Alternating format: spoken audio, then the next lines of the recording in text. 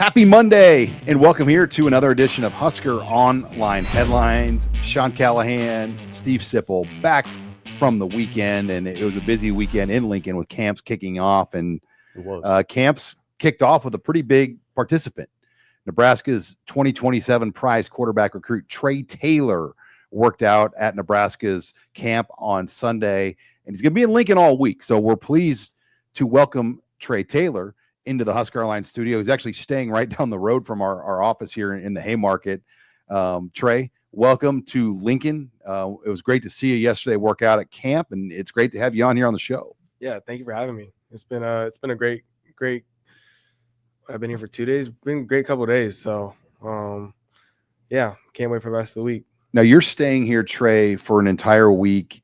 There's a lot of recruiting activity going on between the 7-on-7 event, the Huddle Recruiting Summit, different camps, the visitor weekend. What does your schedule look like with everything going on this week? Honestly, day by day. It's been yesterday. I knew for sure it was going to be the camp, and that's what I was doing. Today, I really got there early in the morning and then just played it out through the day, to be honest. I've been at the facilities for majority of the day, so I've had a great time. So you were up at the facility, the Nebraska football facility, at 5:45 a.m. today. Yes. So were you working out? What is the deal? No, it was just meetings and team meetings and then position meetings. Okay. Yeah. Because Nebraska's players reported. Yes. Right. So that makes sense. Now, for you yesterday, one of the coolest things we got to see was you were working out. Dylan Raiola was instructing you with some other quarterbacks and some of the other receivers that were at the camp, and Dana Holgerson was running the drill with Glenn Thomas and then the other coaches. For you, with 2 more years of high school football, how beneficial is it for you to get up here and be instructed by guys like Dana Holgerson and Dylan Raiola? Yeah, I mean, it's always great. It's a blessing. They've all three of them, Coach Thomas, Coach Holgerson, and Dylan, they've all kind of made a name for themselves. And it's a lot of the reason why I picked here in Nebraska. I've said it before, like they're all just great people, but also their football knowledge and how they can help me become a better player. It's everything I need and more. So every time they talk to me, I always take everything in and try and translate it into my game. Dylan, what are your immediate impressions of Dylan? So when I first met him, kind of felt like he was a little shy, still trying to get used to everything. Mm-hmm. Then when I recently, I mean, since I came up for spring practice, it's been a lot different. Like just high energy, always smiling, moving around, always constantly thinking. Just overall a great leader, and he's going to do huge things this year. How would you characterize his knowledge of the game? Just I noticed him out coaching you the other day, coaching the other quarterbacks. It's almost like he's a coach, it seems like. Yeah, I mean, obviously in a camp setting like that, yeah, he's gonna help us and mentor us. Even on the field, he's just a great leader. I got to see him in practice and even in games as I came to the Rutgers and Wisconsin game last year. So I've got to see him play live, but just as a thinking, yeah, I mean, he came in and played as a true freshman. Like if that says anything about it, that means you're working your butt off to learn the offense, become a leader of the team as a true freshman. I mean, that's quite amazing. And then also coming into the Big Ten, and for him to do what he did last year, I mean, it's just impressive. I mean, everybody kind of knows the Big Ten is notorious for the type of defenses that they have. Hey, Trey, just like you, Dylan Raiola was a highly ranked quarterback. I think the difference was when he committed to Nebraska, he really didn't have time to recruit other players to come with him. Right. You, on the other hand, are going to have really 2 full years. How much of your job now is to recruit for Nebraska, is to get players to come visit this campus and hopefully join you here in the future? So that's a lot of my job right now. I'm going to stay active. Like yesterday, I'm sure you saw a lot of me just going around, getting with receivers, throwing as many kids as I can. But, you know, obviously prioritizing the kids that they're looking at more so. And then also I've been in contact with almost every single recruit that I can find that is even interested in Nebraska. Mm-hmm. So, I mean, pure recruiting wise, like that's my majority of my job right now. I mean, are you just spending time on your phone texting, basically? No, I wouldn't say that. I would say it's more so just building relationships with people. Like that's all. That's really all it is. Mm-hmm. A lot of kids you kind of meet through the 7-on-7 circuit, Okay. camp circuit, everything else. So you have already a little bit of a good relationship. But it's also a type of thing where, you know, I'm not going to be on you 24/7 about it. Like I'm going to text you and hit you up. And, you know, when you start to text me is when it's like, all right, like I know we're really in a groove where, you know, you're interested now. You're really looking into Nebraska and everything. So I've definitely got kids like that.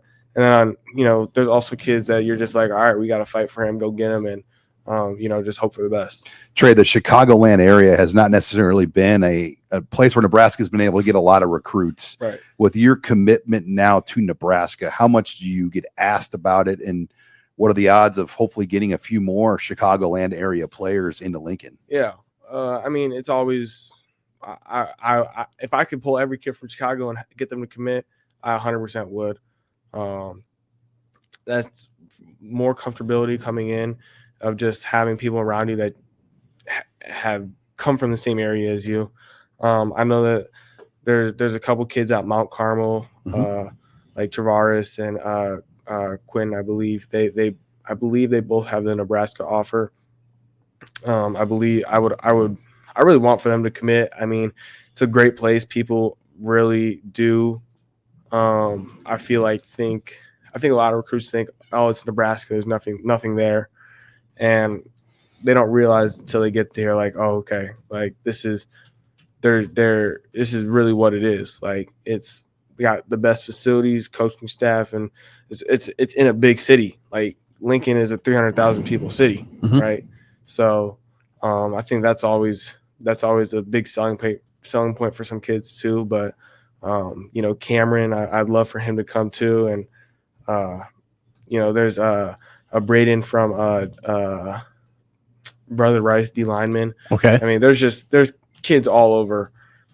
Mason Hamlin from Lincoln Way East, just linemen. They got athletes. I would love to have commit to Nebraska and come play.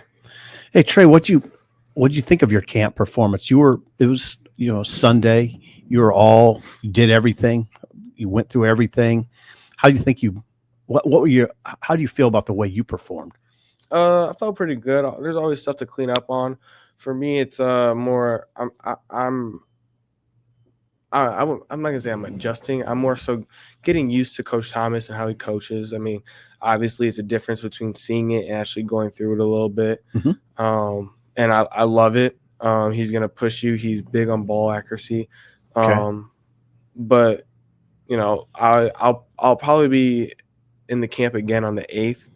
So just to participate in that again, and then I'll be back the 13th and 19th for those camps. But yeah, so I mean, I thought I did pretty good, but there's always some stuff to clean up on. We're joined here by Trae Taylor, one of the top players in Chicago. And for you, just to have your recruiting process done, it's rare to have it done this early, but how nice is it just to put that away, not have to? A lot of guys are going on trips, having to throw at camps around the country. You don't have to do that. I mean, for you, you're focusing on Nebraska. How big of a benefit is that going to be? Right. I think it's huge. I think of it like this again, like, okay, now it gives me an opportunity to go get recruits. It gives me an opportunity to really focus my craft this summer. Really, because like, if we're being honest, last year I went to 22 summer camps in June, right? So I was home a limited amount of days and wasn't able to get with my teammates as much as I really wanted to. And then the year before that, I was at a lot of camps too. So this is my first year really being home this summer and saying, okay, I can really focus on my craft and evolve and make sure everything is where it needs to be for the coming up season. So I think that for me, it's, you know, it's huge. I can not only recruit for my future school, but I can also get ready and get better with my school I'm at right now, so we can prepare for the season. Where do you want to get better as a team, as a quarterback in 2025? As a team, it's simple. We got to win more games. Yeah. Win state, like that's it's simple. Like, and that relies a lot on me as a leader of the team, and with who I am, and like I said, I think this year with me being home more, and we could really get everything crafted to perfection. I think it'll be a lot different turnaround this year. Personal goals, really just be the best leader and focus on like every little thing. Like, obviously I can throw a ball at time here. That's that's what my job is. I wouldn't have this much interest if I couldn't. But also I know there's a lot that can be cleaned up and stuff that you guys might not be able to see as far as throwing motion, quick release. The mental side of the game I'm really good at. That's what I think is the strongest part of my game that a lot of people don't realize. But there's always something new coming out every day that you can learn about. As we wrap it up with Trae Taylor, I want to end on some lighter questions for you. You're Chicago native. Cubs or White Sox? White Sox. White Sox. Yeah. Okay. What happened in 2024, Trey? I don't honestly. I despise baseball. Like, I bet you'd be pretty good at it if you wanted to play. I couldn't watch baseball to save my. Like, I went to baseball games when I was young. I went to one Cubs and one White Sox. Yeah. And honestly, I'm only a White Sox fan because my dad is, and I don't. That's really it. So you're not a big. And you gotta choose one when you're in Chicago, right? Yeah. So my dad was a White Sox fan, so I went to a Cubs game and a White Sox game before, and honestly, the White Sox got a lot better food too. That's the only reason why I think I'd ever go back to a baseball game. The food. Speaking of food, are you a deep dish Chicago pizza guy, or do you go Chicago dog? Nah, deep dish is nasty. Oh, really? I'm not a deep dish fan. I don't like the sauce on top. Really? Yeah. But the Chicago, that just isn't. Yeah, you don't like that. It looks like a pie. And then I got it. Chicago style dog. I mean, they're all right. I don't like tomatoes on hot dogs, but everything else is cool. Those are the big Chicago, like so Lou Malnati's and Giordano's. Yeah, those are big deep dish places that I have to avoid. Yeah, to avoid. It's probably not good. That's okay. And then the movie Home Alone. I'm curious, being a Chicago guy, have you seen the movie Home Alone? Yeah. Have you been by the house? I think I have. So I think I have. I'm not 100% sure. There it is. But the where they're running in the airport, been down that many times. Every time we go through O'Hare, I always think of that. My kids always are like, "This is where he was running." Yeah, the flags and all that. Yeah, it's really cool too. It's very pretty in this Christmas. They get it all decorated and everything. Wow, some Chicago history there. Are you a Bears guy at least? No, I'm a Cowboys fan. Cowboys. So you think Dak's the guy? Yeah, I mean, I like that. What do we ask him about Dak Prescott? And what about MJ? Are you a bit? Being a Chicago guy, was MJ? I like Michael Jordan, but like LeBron is like, I love LeBron, and right now my favorite player is Anthony Edwards. Okay, all right. Sipple's the NBA guy here. Yeah, and I'm team MJ is the GOAT. Yeah, team MJ. I don't know about that. Oh, I know. This is my grandson. We go hard at it on this because he's a LeBron guy. Right. Yeah. I mean, like, if you think about it, then if we're talking about like winners, like, wouldn't Larry Bird be better than Jordan then? No. Trey. Jordan won 6. Yeah, but Larry Bird took down Jordan. No, hold on now. We're not going to. I love Bird. He was one of my favorite players, but I can't put him in MJ's category. That's fair. Yeah. Saying it, going against MJ in Chicago, that's like fighting words. Yeah, we're going to. Well, so I've never been to an NBA game. Haven't. No. So I got to get to a Bulls game. Get to United Center. Well, I'll probably go to I want to go to an OKC game, actually. Yeah. I've heard those are electric. Yeah, they are.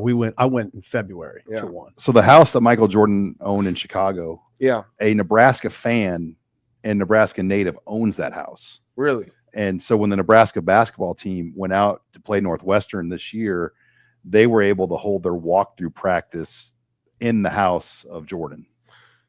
See, that's pretty. I've heard a lot of like interesting stories about that house. Like it was like vacant for years, like because it was like being oversold or something. Yeah, but I've heard it's obviously there's pictures online and everything, but I've heard it's very beautiful house. Yeah, a former financial advisor bought it and he lives out there. So I'm sure Trey will connect to that guy at some point in your career. So Trey, it's 11:30 on Monday. So you have more duties today for Nebraska? Yeah, I mean, I'll go back to facilities, probably go some more meetings, and just kind of do my thing. Cool. Have you been able to eat at the training table yet? Have I been able to at Nebraska? No, like their cafeteria. No, we'll call it. No, that'll be good for you. You'll like that. I'm sure that's where you'll be. You'll be there at least one day this week. I'm sure. What's a runza? Should I get a runza? Sean, all right. You just asked a very critical question. Explain to him what a runza is. I know what it is. Like it's like a little hot pocket with meat, right? Yeah, it's a little spicy. It's got cabbage, hamburger, right? And it's good. But where do I go to get? Like, is there a runza? Yeah, it's a fast food restaurant. You'll find them all over. But there's one in Lincoln. Yeah. There's several. multiple. There's like 20 of them in Lincoln. So you're at the Graduate. If you went to O Street, just the big main street in Lincoln, and took a right and go over the viaduct, there's one right over there. Yeah, I heard that O Street's the place to be to go get some food. Yeah, I've been on it, but I've never been on people like. Well, the Haymarket, right where you're at. I mean, you can't go wrong down here. There's no runza down here. Lead Belly's pretty good. Yeah, Lead Belly's. Sean likes Lead Belly.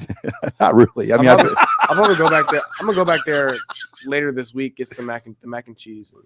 All right, you're acclimating. Trey, he's totally acclimated. He's all in. He's getting a runza. He's asking about runs. That's a good sign. And then there's this other thing. I heard you guys eat like beans or something with glaze on it, or what is that? Help me with I can't help you on that. Oh, no, I heard. What is it called? It's not baked. You guys don't eat baked beans with it, do you? No. It was something weird. Like I was here last time. I was talking to Zane Rowe about it. He was like, "Yeah, it had something in beans in it, and they were putting like glaze over the top." They're like, "Yeah, people here eat it all the time." Like people were agreeing with it too. Like it was good. Somebody in the comments better help us on that one because I don't have a good answer. I don't have that one. I mean, we eat hamburger pizza here, which this is like one of the. No, that's understandable. Like ground beef on pizza. Like you don't see that around. Like it's like truly a Nebraska thing. Where other places it's kind of big chunks of beef. You get ground beef on pizza here, which is definitely different, huh? Like I love going to Omaha Airport so I can go get Godfather's pizza. Oh, Godfather's. Good Amazing, job. Amazing pizza. It's my favorite pizza. Yeah. Like wow. on our drive here, like there's like maybe about 50 miles into the drive, we stop at a gas station, get Godfather's pizza.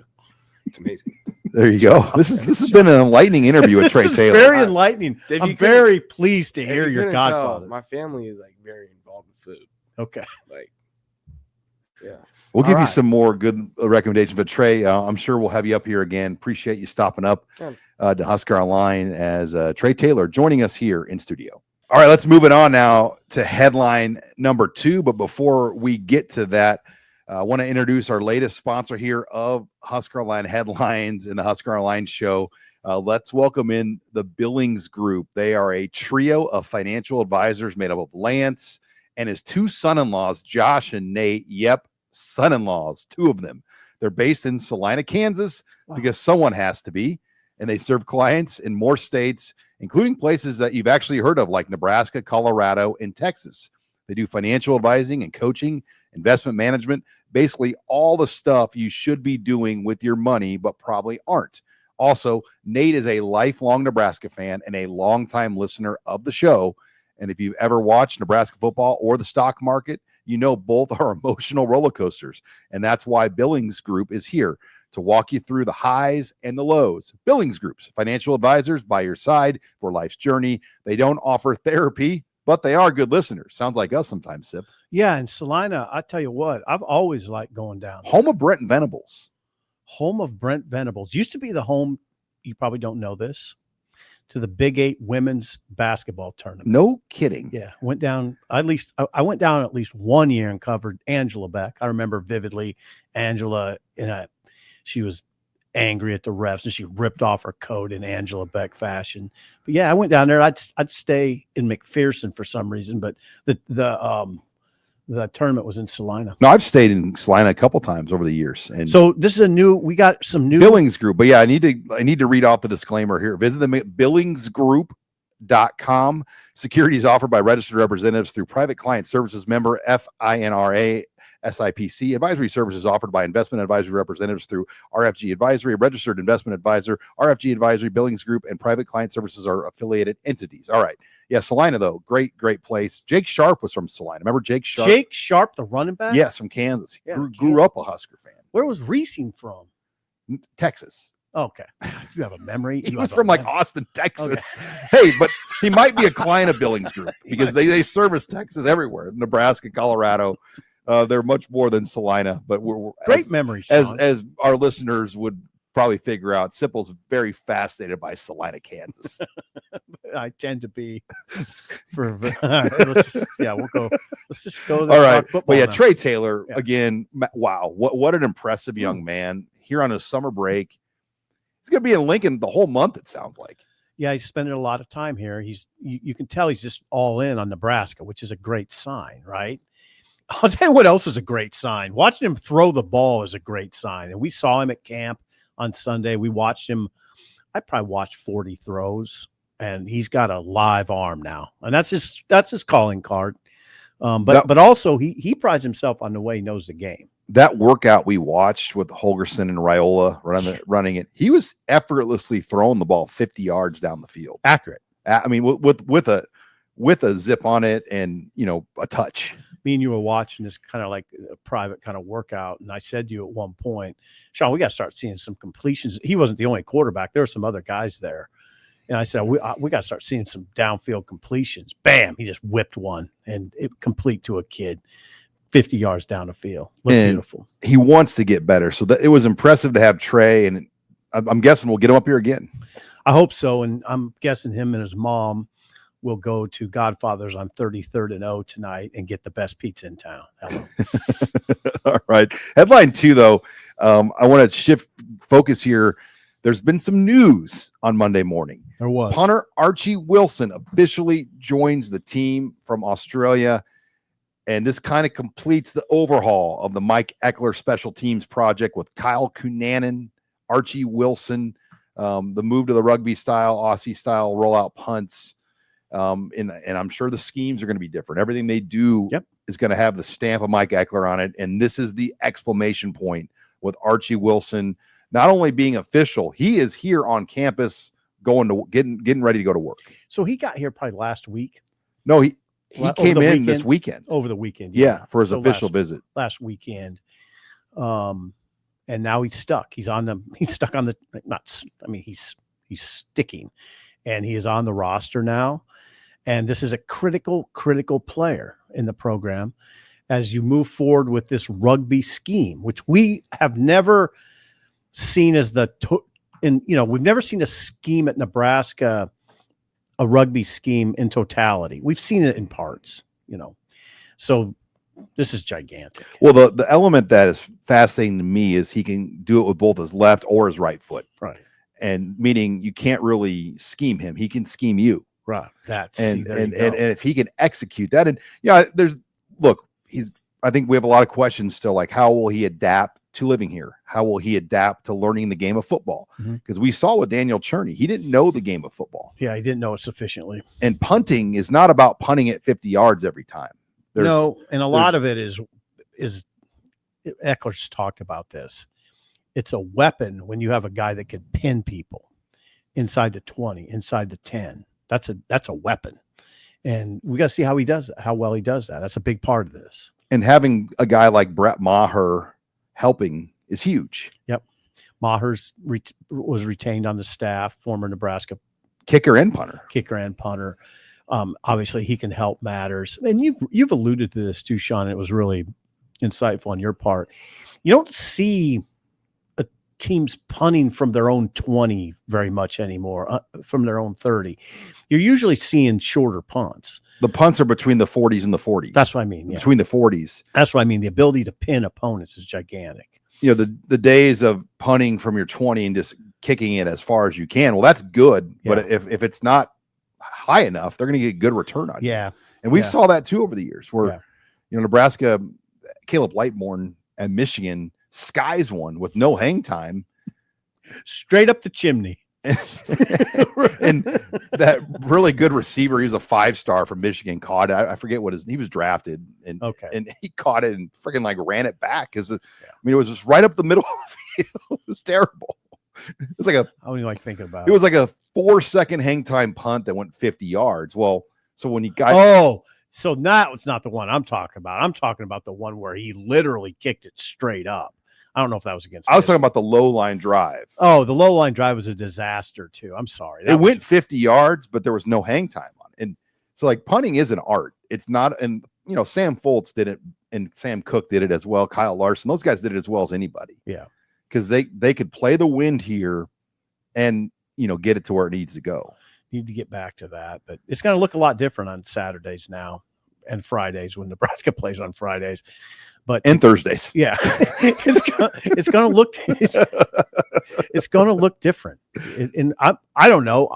I think I'm a little bit more fascinated by that than a lot of people, but I'm really fascinated. We have never seen it used as the primary scheme. Well, they tried, and Daniel Cherney got hurt. Yeah. When he broke his leg, but the reports even before the injury was he didn't know anything. But how many games was it? Like 3 games, right? No, he came back late.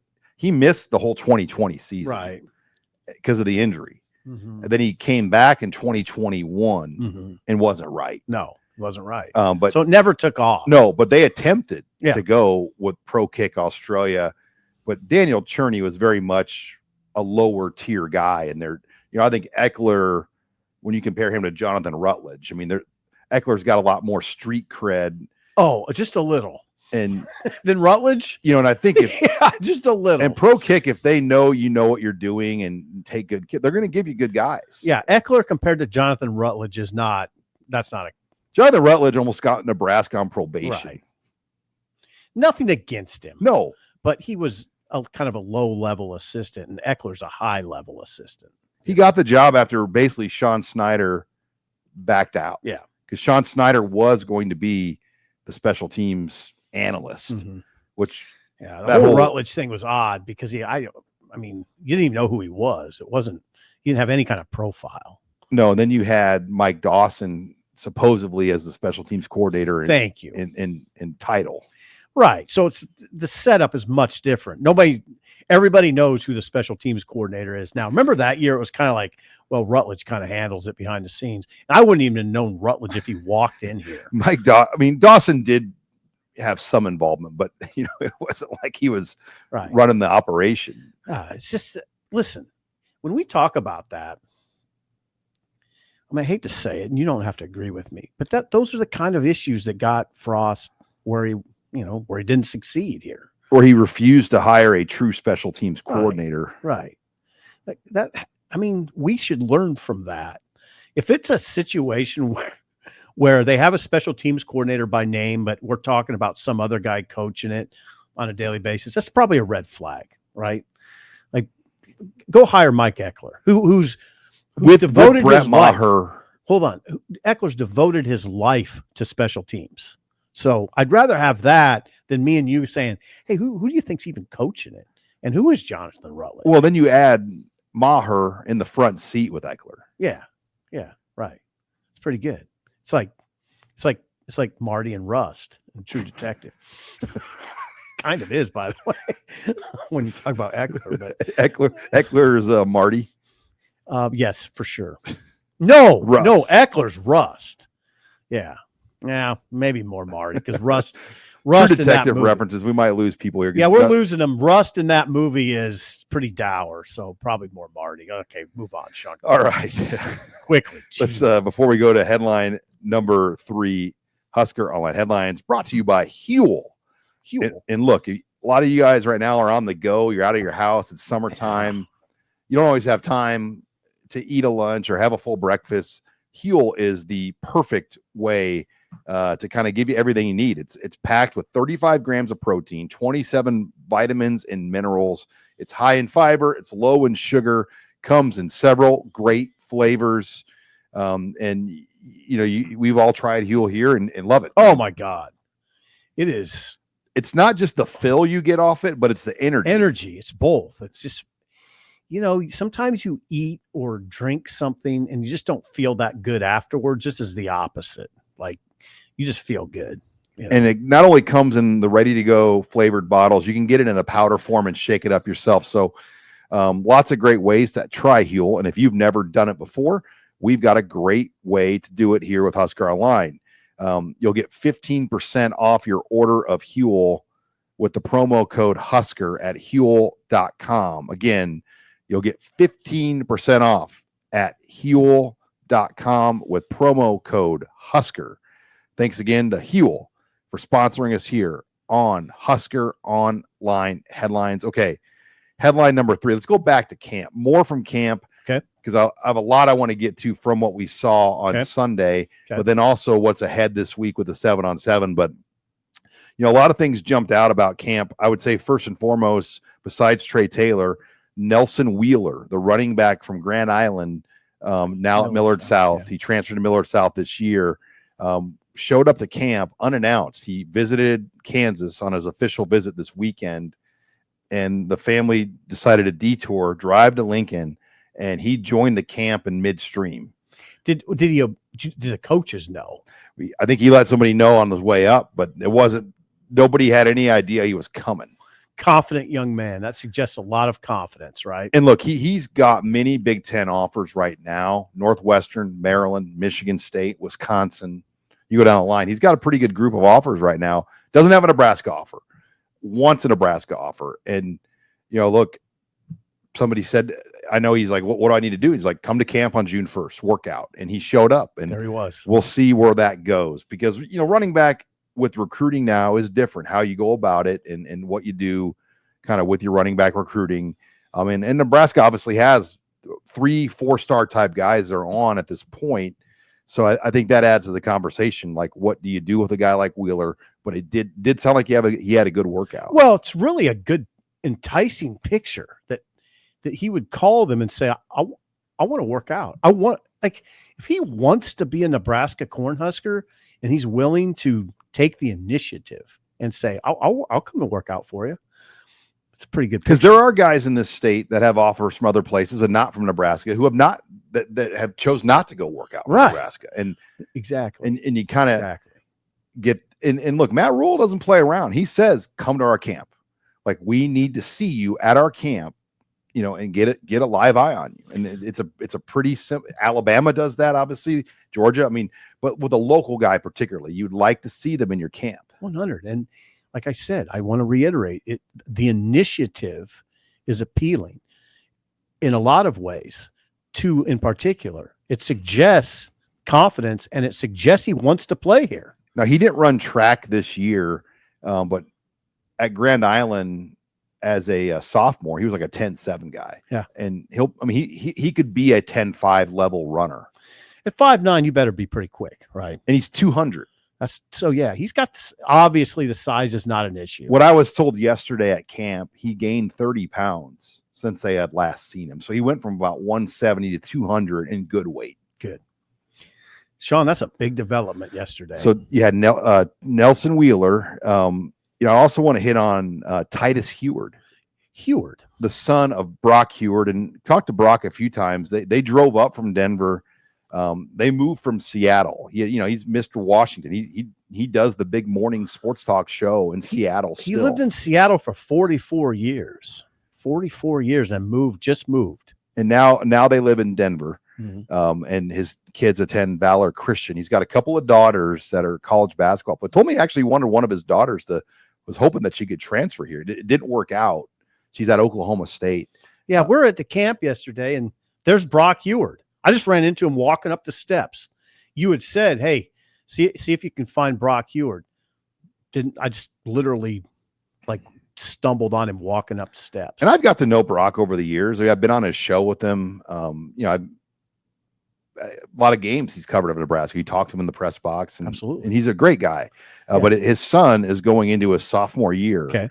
Titus, 6'5", legit. I think he measured 6'5" and an eighth, 190. And he plays 3 sports at a school like Valor Christian. He plays baseball, football, and basketball. His dad has him in a good situation too, because they have a lot of line prospects. Valor Christian offensive line, so he plays behind a good offensive line. Yeah, you saw him at the camp, legit 6'5". I mean, he's a big, strong kid. You watched him. Pretty good arm, but you got to keep reminding yourself this is a 2028 kid. Yeah, he's going into his sophomore year. Yeah, young kid at a top program in Denver. Yep. Also at the camp, there was a kid from Hawaii, 2028, that probably will be the best player in the state of Hawaii, a quarterback. Hunter Fujikawa. Saw him. His arm jumps out. 2028. Right. Yeah, he might be the number one player in Hawaii. You had a number of other guys. Dream Rashad from Buford, Georgia, a tight end who transferred to Buford. Jaden Brown, a wide receiver from Mount Carmel. And then you had a wide receiver out of Grayson, Georgia as well, Dawson Quarterman. So there were some good-looking players. Nebraska did make an offer at running back to one player in this camp, Xavier Bala, and he really jumped off the charts in his testing. He's a big-time recruit. He's getting a lot of offers and attention, but he went 10-8 in the broad jump. Jeez, that's ridiculous. So I would say, Sean, you were there. I was there. That camp kicked off camp season, June 1, I thought it was kicked it off pretty strong fashion, I thought. Yeah. Right? There were 18 different states, I believe. 250 plus kids, 18 different states. That's exactly what you wrote. And I would like to think Nebraska, I'm sure others are like that, but Nebraska draws a big, you had kids from Hawaii there. Yep. 18 different states. And the other thing that you were taken by, and I was too, is the Nebraska presence of the current players. You get it. We don't see as much of them as we used to back in the day, right? But there they are. You could kind of size them up like that. They had that big receiver there that just came in that you like, Jones. Jeremiah Jones. You got to look at him. Wow. I really give Rule a lot of credit for something. And I have to say this because I was kind of the obnoxious sports writer during the Frost era when he had all those little receivers. And I said, I just don't know how you're going to do this when you start 5'9", 5'8", 5'8". I don't know how you do that unless you're in the Sun Belt.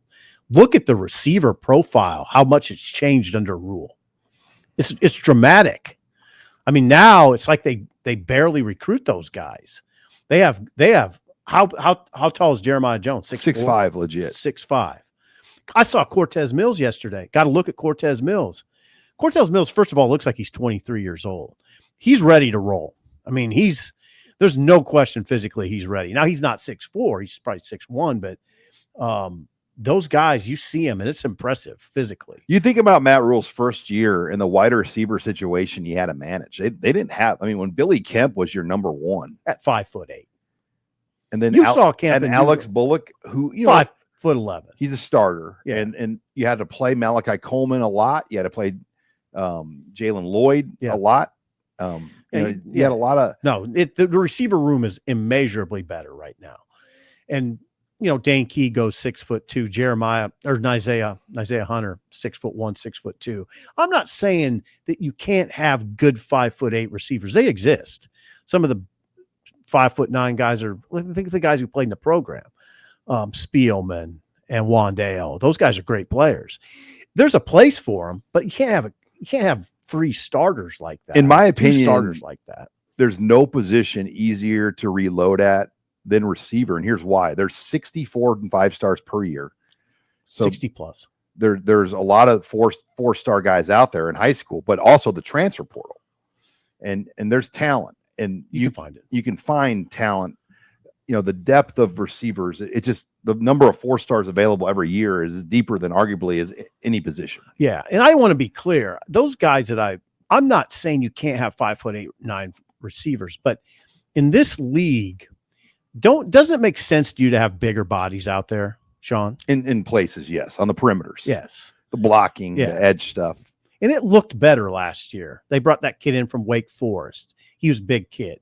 Nayor's a big kid. That's what it's got to look like. But now I think you got to go to a higher level of player. and we'll see if they did that. I don't want to proclaim that they have, but I like the size in that room now. All right, let's take it to headline 4. But before we do that, we're brought to you by Ridge. And if you're not familiar with Ridge wallets and their products, if you haven't got your dad or loved one something for Father's Day, get them a Ridge wallet. Get That's them a good idea. One of the Ridge products, and they make them in specific teams too. You can get a Nebraska one, or your favorite pro teams. But I have switched to the Ridge and absolutely love it. I mean, you can get a more traditional wallet that's thinner, that fits all your stuff and doesn't look like what my wallet looked like before, which is like a phone book, like a brick in my back. But yours is like that right now. Yeah, I'm not even going to show it. No, it's embarrassing. So you can just go to Ridge online and get this delivered to you. Yeah, and we've got a great promo, and I better give you the exact URL here, Sip, here, because it's ridge.com/Husker. And right now they have for Father's Day, they have a huge sale. You're going to get 40% off your order at Ridge. Go to ridge.com/Husker. We've been working with Ridge all year, and that is the best deal I've seen them come out with. I hope my dad's not watching, because this is what I'm angling for. Ridge.com/Husker. And they have tons of different products, not just wallets. I mean, they have a lot of different things out there. But yeah, they're going to, make it where you can kind of reorganize your life. Yeah, I need more than Ridge wallets to do that. It'd be a good start, though. It'd be a good start. Yeah. It helped me kind of condense down to I care. I'm like, all right, I only need to carry 12 cards in my wallet. Jeez, that's quite a few. Yeah, you manage a lot, though. You manage as much money as you do. I got to pay you. It's a bad deal. It's not a bad deal. All right. Seems like a good one. Let's take it to headline number 4, and it's back. We were off Memorial Day Monday, but guess what's back? Guess what's back? Oh, no. It's Mayhem Monday. And we have some mayhem. And man, I've been looking forward to this one for a couple of weeks. I know you have. But Mayhem Monday takes us to 2004. Good God. Nebraska, Oklahoma, and on the field, Nebraska got just absolutely destroyed in this game. You go back to that game, and Nebraska was nearly shut out in that game. It was 30-3 was the final score. Okay, and if you remember, it was Joe Daly leading the offense, Bill Callahan year 1. Yep.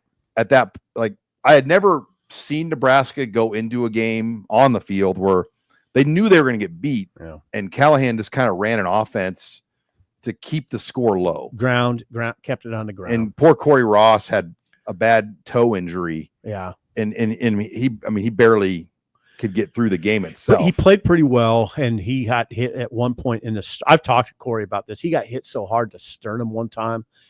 I didn't think he was going to get up. He got hit in the chest. And that was a loaded Oklahoma team. You had Adrian Peterson in his freshman year. There he is. Look at the front, Sean. Look at that running back. Hey, Nebraska held Adrian Peterson to only 58 yards, 3.9 yards per carry. So pretty good. Cosgrove, Mr. Big Ten, had a good plan, but they did not have a good plan for Jason White, who went 29 of 35 for 383 and 3 scores. Ouch. 29 of 35. He was just whipping it up the field too. Yeah, Mark Clayton, Mark Bradley, Kewan Jones, Travis Wilson. It was a long day for Nebraska. Poor Corey Ross took 30 carries. But that's not why we're talking about. That's not the mayhem we're talking about. They did. The other random nugget in that game is the fullback carried the ball for the only game ever in the Callahan era, Steve Kriewald, and that prevented the shutout. So he got 2 carries for 51. He had a 48-yard scamper. Surprised him to kick a field goal. Shocked him. Callahan called timeout, but God, wait, just 1 second. Ross carried it 30 times that night. Yeah, 30 times. Joe Daly only threw it 12 times. Yeah, what are they trying to do, Sean? Get out of there without getting 56 put on them, right? So of the 53 70 offensive snaps, Corey Ross had 32 of the 53 touches. But okay, the mayhem. Let's get to the mayhem. Yeah, the mayhem. The mayhem is really what the story is. And a lot of our listeners probably don't remember this because social media wasn't around yet, but Oklahoma had this group of hecklers. It was their longtime tradition, just basically drunk frat guys. I thought that were called the Roughnecks. Yeah. Yeah. And they would stand at that time on the field in the white, right on the line, and they would heckle and taunt your team during warmups. And not only would they taunt you, they used real guns with blanks. With blanks. And so they would line up like a firing squad and yell and taunt, and they would point real guns with blanks as they're cussing and yelling at your team during warmups and fire these guns off at you the whole warmup. And you know, for Nebraska, this was I thought, okay, just stop 1 second. Wasn't this like a spirit squad, the Roughnecks? An arm of, I mean, like Okay.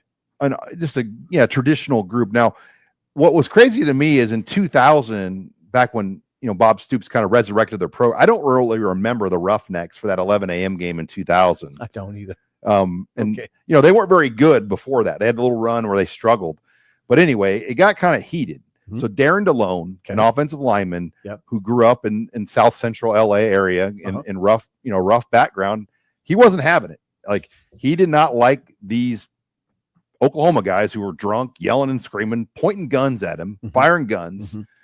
So it's mayhem. And there's Darren. Look at Darren. Hey, Sean, on the field, it was mayhem. And so pregame warmups, these guys look, what in the hell's going on? So Darren DeLone takes Wally Muhammad in the drill, and he's pushing him in this block drill, throws him into the roughneck. A roughneck named Adam Merritt. And Adam not only fell down, his head fell back and hit the brick wall. And what happened? And Wally Muhammad's description of the situation was what? That his teeth went flying. No, hold on. There's a, listen, this is out of the OU Daily on May 1 of 2005. So they're covering this trial, which is a multiple day trial. This was day 5 of this trial. wasn't just like a parking ticket deal. This was he was accused of aggravated battery. Darren DeLone right there was accused of aggravated assault and battery and was facing 5 years of prison. That's what was going on in this trial. And the one piece of the testimony was Greg Austin, the former Nebraska offensive lineman and assistant coach. This is what the OU Daily writes. Austin said he did not see who ran into Merritt, and that when he turned around, he saw a roughneck hit a wall and his teeth fly up in the air. That's mayhem, Sean. In another description I heard from another player this weekend, I was talking to Jay Moore, who was down there in warmups at that time. Jay was playing. Former Husker D lineman, and Jay said not only did he bit through his tongue. Yeah. So he hit his head back so hard the guy bit through his tongue. There was now in this article, there was some confusion. Some people were saying that the roughneck Adam Merritt was facing the wall and fell into the wall forward. There was other testimony that he hit back. So there's some confusion there. Probably that's the sort of confusion that got DeLone acquitted. DeLone was acquitted. He did not. It was a jury. Yeah. It was a jury trial that lasted this article. A week, probably. Yeah. Well, this article I had the lead of it is day 5 of the trial. It was day 5 of the trial. So it lasted multiple days. I mean, there were, like, Agnes McClure. He was a graduate assistant coach. Now at KU with Lance Leipold, right? I think so, yeah. So he went down and testified. In this article, it says Nebraska graduate assistant coach Agnes McClure testified that he was surprised to see roughnecks with shotguns, but he said he doesn't believe that they were intoxicated. Who knows? But Angus. I'm sorry. God. My aunt was named Agnes, though. Side note. Angus testified. Mike Erickson testified. Remember Mike Erickson? Wally Muhammad. Yeah. LaKeven Smith testified. So all these student athletes from Nebraska had to go down there. Go down to Norman, Oklahoma, or Oklahoma City, one of the two. And this was before the camera phone era, but can you imagine what the mayhem would have been in today's era of this? Oh, I can't. I can barely imagine it. I mean, just the whole societal ramifications and all that. Yeah, it would have been crazy. Oklahoma students, pointing guns with fake bullets at players, right? Oh, shooting them at them in the warmups, yeah, as they taunt and yell at them. It was wild. And Bill, you remember they had the Big 12 conference call on Mondays. You asked Bill that last question, and he went on for like 20 minutes. Yeah, and he had that quote of they were firing guns and there was fruit flying. There was We had people firing guns, Steve, and people throwing pieces of fruit. Because the win clinched the Orange Bowl spot for Oklahoma by beating Nebraska. They were firing guns and throwing fruit. That's pieces of fruit. Yeah. Well, there was oranges coming out. I remember that vividly because I was worried one was going to hit my head. So as Bill Callahan's walking off the field, and then what happened? George Schroeder, a phenomenal beat reporter in that time for Oklahoma, Daily Oklahoma. He's now a preacher, I believe. He works in a church. Okay. But George Schroeder was walking by Callahan, and Callahan just yells, "Effing hillbillies!" I'm not going to cuss, but he used the F word, and he just yells hillbillies as loud as he could. And that was in the lead of the article. But then we go back to the post game. We couldn't figure out why everybody was so frazzled. Well, there were like police investigators and law enforcement conducting an investigation in Nebraska's locker room after the game. Wow. Over this incident. I didn't know that. Yes. And this was before Keith Mann. Chris Anderson was still running football operations. And her face, I can still remember seeing her. Like, it was a situation. Big situation. That's mayhem. I mean, you have the police coming into your locker room to perform an investigation about an incident that happened during pregame that clearly nobody knew was that bad. Side note, if I had a friend who was going to be who said, Sip, looks like I'm going to get the Texas Tech head coach job. One thing I would say to him is be ready for anything. It's going to get wild. Being a head coach, I mean, that's an example. And you know what? Why I think of it? Because Bill Callahan handled it really well. But he has to be calm in that situation. He came to the podium. I remember him coming to the podium. And the reporters didn't really, I don't think they asked about the mayhem that transpired before the game. But he had to be calm in that situation. That hillbillies comment too. I mean, that's pretty derogatory. It's not, I wouldn't qualify it with pretty. It's just flat out derogatory. So, yeah, I mean, to refer to an entire class of people as hillbillies? He wasn't in an interview setting. He said it. I remember him walking off the field, and I didn't hear him say it, but I was right there. You went from coaching at the Super Bowl to that scene. Yeah. And it was a wild scene. Then they get called down to some kangaroo court for their player. Like, what the? In May. Yeah, it was wild. I'm going to say 6-day, 7-day trial. It's just amazing to me. They spent taxpayer dollars to and then John Blake, the former OU head coach, had to testify because he was running the drills. A couple other side notes from that game in 2004. People forget this, but Bo Pelini was on the Oklahoma staff. So he was at Nebraska in 2003. He immediately joined Bob and Mike Stoops on that OU staff. And that wasn't really that big of a story that week as you thought it would be. But I do remember Bo, going on the field and embracing Barrett Ruud after the game was over because Barrett was around back then. Wouldn't you say? I mean, I think Bo just kept a really low profile that week. So that was part of the reason. It wasn't that. It just didn't seem like that big of a deal that week because I thought Bo tried to keep a low profile. This is the final. There was a report at the end of the trial. This is from Channel 8 in Lincoln. A jury in Norman has acquitted former Husker lineman Darren DeLone of assault charges. So he was acquitted of assault and battery. Was facing 5 years. Unbelievable. Well, then unbelievable mayhem. Another side note of that game. What's that? Guess who was in the stands just watching the game as a fan? Zach Taylor. So Zach Taylor was the quarterback at Butler Community College, and he's from Norman. His family were season ticket holders. Yep. He had the weekend off because they had some weeks off before the national championship game. And so he went to the game and cheered for Oklahoma as a lifelong Sooner. And then a couple of weeks later, Nebraska began recruiting Zach Taylor. Wow. And then he became their starting quarterback for the next season. So you had Zach Taylor, you're the last player at Nebraska to win Big 12 Player of the Year on offense or Conference Player of the Year on offense is sitting there in the stands in 2004. Then he came as a spectator. Yeah, and then he came to Nebraska in 2005.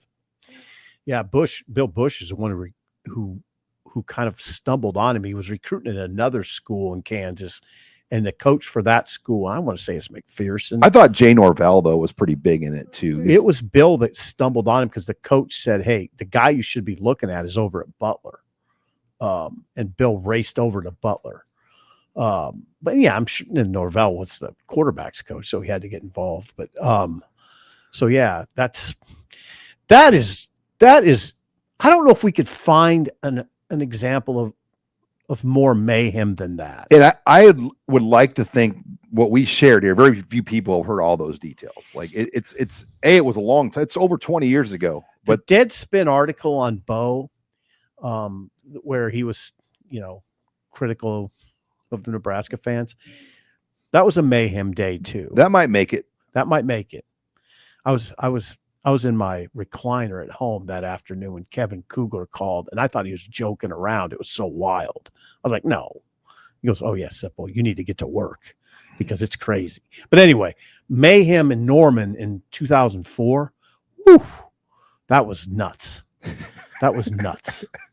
I mean, my dad went down with me on that trip. I mean, you got to put yourself in the shoes of Darren DeLone. I mean, he was accused of felony assault and battery.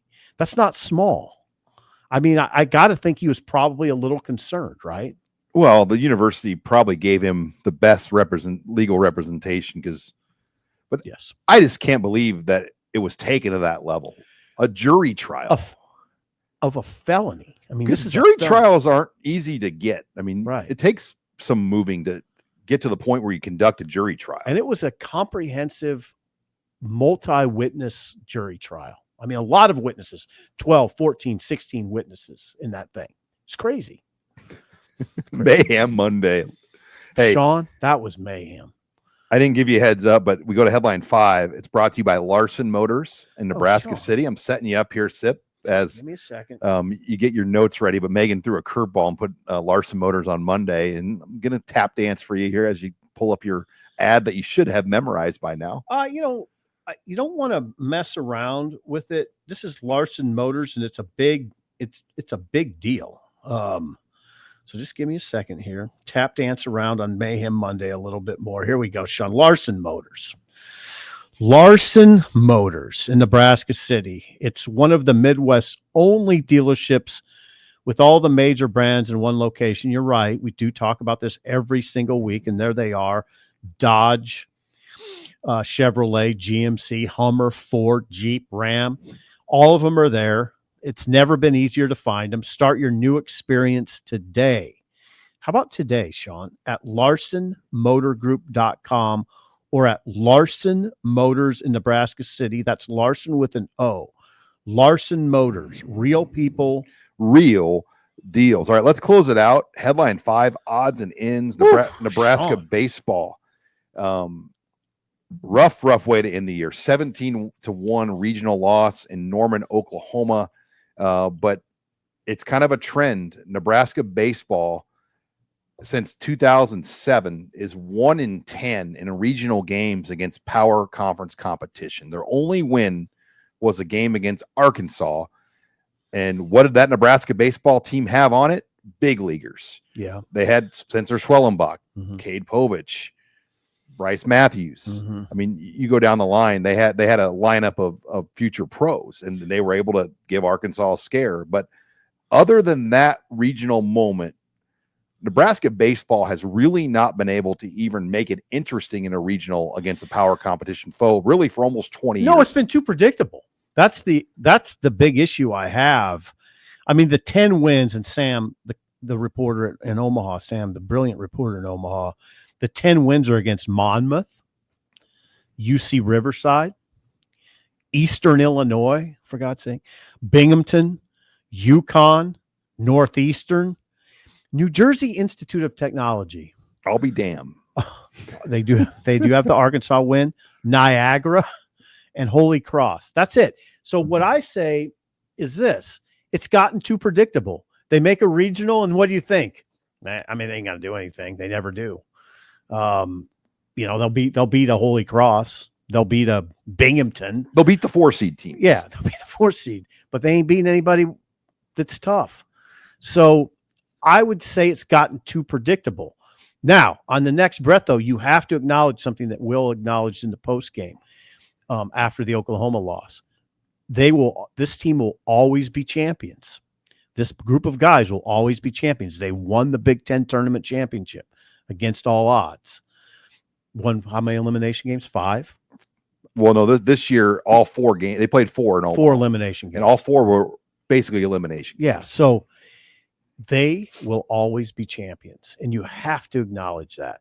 You thought they would take the momentum to North Carolina for the Chapel Hill Regional. They didn't. They just didn't. And look, this team, as the great Denny Green once said, they are what we thought they are. I mean, this has been the team that Nebraska's been all year. They have not been an elite lineup of hitters. Nope. They had fielding issues against Oklahoma, and they've 3 errors in the first inning in the last game.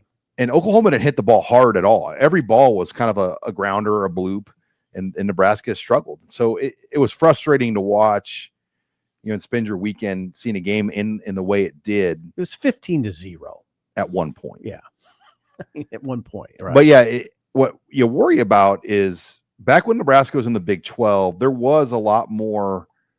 You felt like the northern teams at that time could compete more, but now 100%. Sean, they did. Look at the rosters Nebraska used to trot out there. Not all of the SEC teams ran through the regionals. There have been a lot of upsets. Texas went down.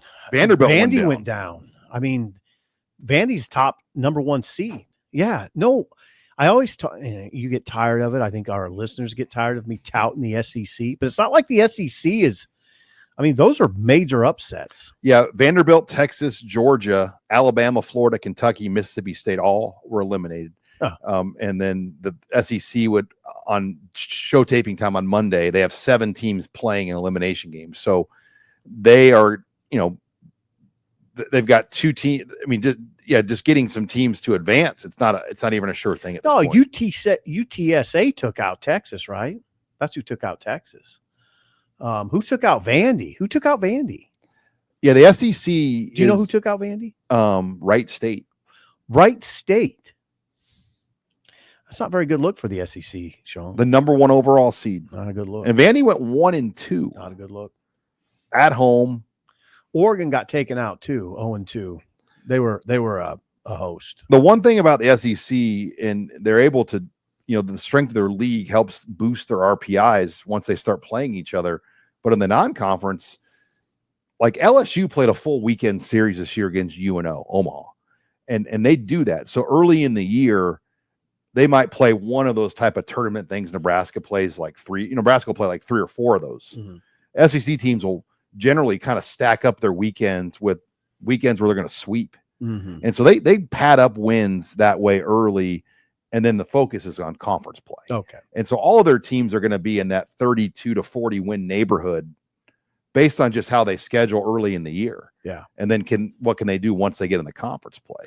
And John Bishop, a good friend and listener of our show, has been on that drum all week that the SEC really, they know how to schedule, and their strength within the league really boosts up the RPI. Okay. Those are good teams, though. Right. They are good teams. I mean, it's not total shenanigans. No. Some of those teams are just loaded up,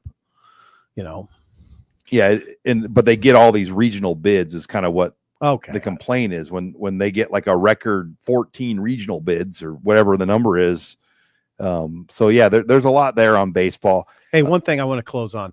The thing I would say about Nebraska baseball, there's fan enthusiasm. The park is often pretty jammed up with fans at Haymarket. But I think what this program needs is a postseason surprise now, right? Surprise us. Yeah, why can't Nebraska be like Wright State? Right, surprise us. Yeah, like UTSA surprised Texas, like Wright State surprised Vandy. Surprise us.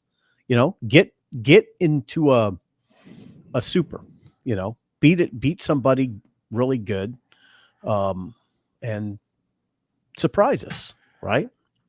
That's all I'm saying. Yeah, just don't be so predictable and right. Have 3 errors in the first inning. Well, yeah, that wasn't predictable. I mean, there That are was some unbelievable. baseball teams that may not have 3 errors in like a month, Right. let alone the first inning. You watch a lot of Dodgers. Yeah. You're watching the best baseball. They're not the best team right now. They took 2 or 3 from the Yankees. I mean, they beat the Yankees 18-2 on Saturday night. Are they the best team in baseball right now? It's debatable, but when they're healthy, they are. That's what you're watching. That's what. Yeah, you're I mean, the watching. Tigers have the best record. Tigers do. Yeah, they're like almost 40-20 right now. They're having a good year. But the Dodgers, the Mets, the Cubs, the Padres.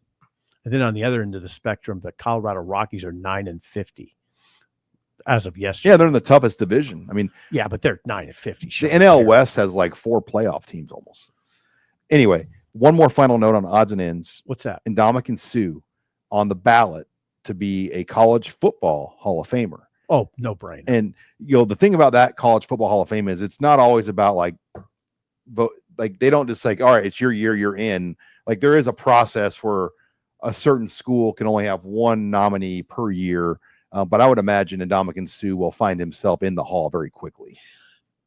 Yeah, first ballot.